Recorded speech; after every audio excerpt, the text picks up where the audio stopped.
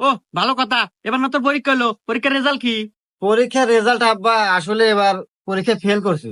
হ্যাঁ, ফেল করছো মানে? আরে তোর তো জীবনে ফেল করার রেকর্ড নাই, এবার ফেল করলো, কাহিনী কি?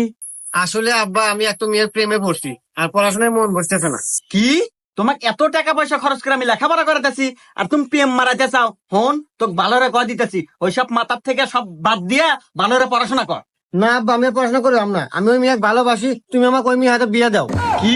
তুই একটা মেয়ের পাল্টায় করে এত বড় ব্যাধে হয়ে গেছো যে বাপের মুখের উপর বিয়ার কথা কস? আর একটা সাধারণ মেয়ের পাল্টায় করে আমি এত টাকা পয়সা খরচ করে তোকে পড়াশোনা দিতেছি, তুই পড়াশোনা নষ্ট করে দিতেছো। হন, তোর কিন্তু বিয়ার বয়স হয় নাই, তোর বিয়ার বয়স হলে আমি তো নিজে যায়া ডাকডোল বাজার তোর বিয়ে হারামো। হন, যা বালানা পড়াশোনা হয়। দেখো আব্বা, তুমি যত বুঝি দাও কাম হবো না, আমি ওই মেয়ে ভালোবাসি, ওই মেয়ের রূপে আমি আসক্ত।